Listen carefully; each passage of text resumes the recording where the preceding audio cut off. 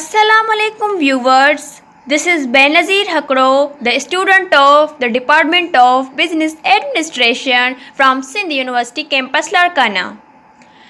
Viewers, today we talk about on the topic of taxation.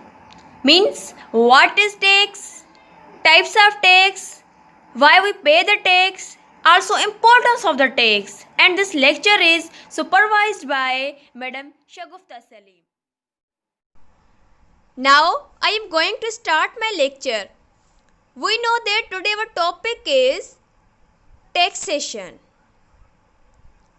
So first we have to clear the meaning of the tax. So what is tax? Tax is a compulsory contribution to the state revenue imposed by the government towards the workers. In simple words, tax is a money that people have to pay to the government. Now next question is, why we pay this tax to the government? There are so many reasons to pay these taxes. First one is, our taxes will help to government to increase the revenue. And revenue is a term which is used for annual income of the government. The next one is, government pay to those people who are working for it with our taxes. Like this, salaries of government workers such as on military, police, education and health. On the other hand, government also use this tax money to maintain the services to the people, such as to build the roads, bridges, sewers. Also like parks, libraries and other common services. Here I am bringing a video for you. It will help you to understand that why we pay this tax to the government. Why do we pay taxes? Government provides services such as police services and roads to the public. The government also pays salaries of civil servants. The public does not directly pay for these goods and services owes the time of public servants when they visit to the government offices. But indirectly means of taxation, the government must therefore regularly decide how much is spent, what is spent on and how to finance its expenditure. This is a reason why we pay the taxes. We all want to government services such as better education, more policing and better roads. All these things cost money. The government pays by continuous demands to increase the expenditure as people want more goods and services from government. And these demands include free houses and free basic services such as electricity and water. The provisions of the services to the needy paid for by means of the taxes raised for the more fortunate and also large redistribution of income from the base to the recipients. The finance of our government are much like that our households.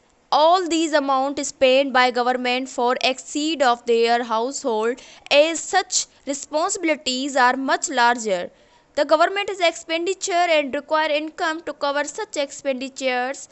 The difference between these two items represent a positive or a negative Visco balance.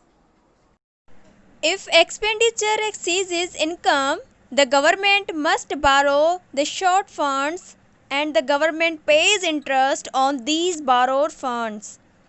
The borrowed capital must also be repaid when the time period for the which money borrowed, and the government can therefore not borrow unlimited amounts of money. People do not like to pay the taxes, but nevertheless they expect the government to supply the goods and services. It is therefore important for the government to make sure the taxpayers feel vacant the value for money to pay these taxes. What happens if I do not pay my taxes? It is illegal not to pay the taxes and such action is known as tax evasion. People engaged in tax evasion because the payment of taxes is unpopular. This is usually referred to the evasion of personal income tax. For example, VAT is already included in the prices of goods and services, making it much more difficult to evade. An example of tax evasion is someone who sells the goods at the logo fully market but does not clear the profit made is income. Tax evasion should not be confused with the tax avoidance. Tax avoidance is a quite illegal and is a practice of exploiting.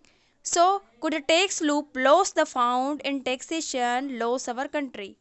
It usually requires the help of taxation expert or financial planner. It has, however, lowered the government tax revenue and goods. Therefore, creates some frustration among these taxpayers who are not in position to avoid the taxes. Do people in all countries pay taxes? There are point of view countries with the citizen of country are not required pays personal income tax.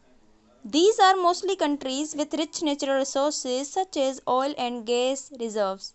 For such, sufficient government revenue can be obtained and thus there is no need to raise the more money by means of personal taxation. However, in most of these countries, other types of taxation such as high corporate income tax, especially for foreign owned companies, still applies.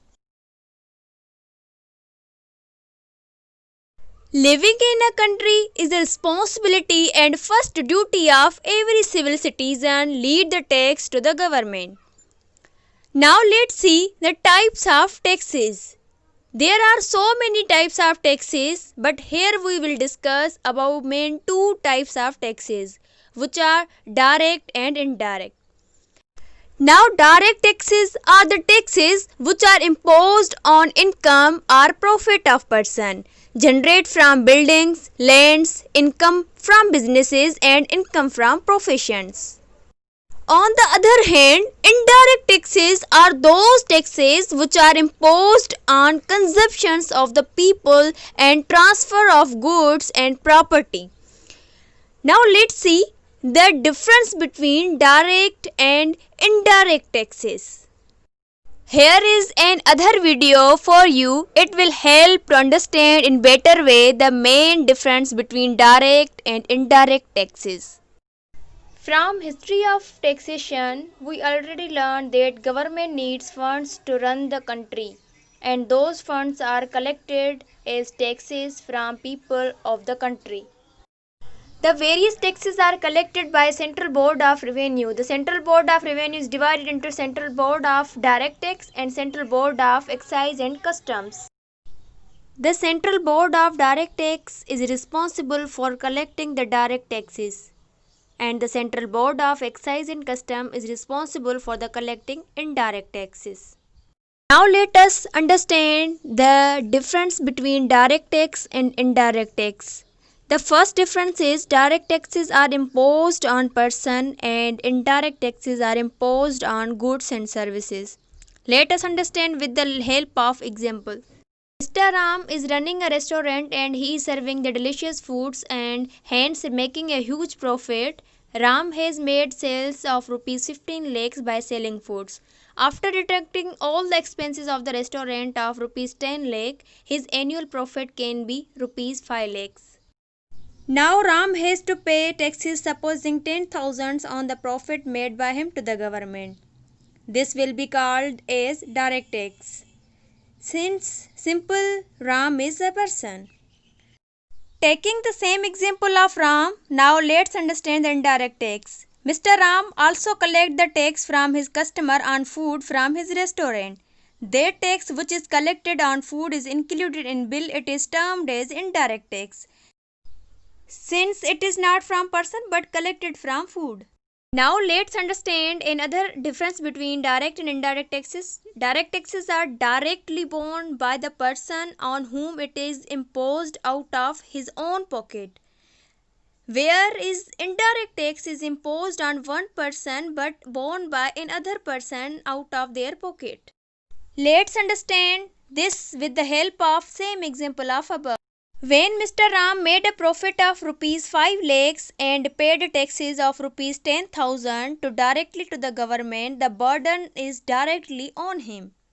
Secondly, when Mr. Ram sold food to his customer, he charged tax on food in the bill collected from customer and paid it to the government. In this case, the government has made Ram liable to pay taxes. However, he shifted his burden by collecting it from his customer, not from his out of pocket. So we call it indirect tax. Hence, to summarize, we can say when tax is imposed on one person and borne by the same person, then it is called direct tax. On the other hand, when tax is imposed on one person and borne by another person, then it will be called indirect tax. I hope the difference between direct and indirect tax is clear. Now let's see the importance of tax in the economy. So finally, if we want to make our country strong, then we have to pay tax honestly to the government. Otherwise, we can't lace the burden or debit from foreign countries. All the developed countries follow the tax system and it is the key of their development. So, if we want to make our country strong and our economy, then we have to pay these taxes honestly to the government, and that will help our country to lead the way from underdeveloped to developed. In last, I am thankful to all of you and especially Madam Shagufta Salim who gave me the opportunity to record my lecture. Thanks for watching. Allah Negeban.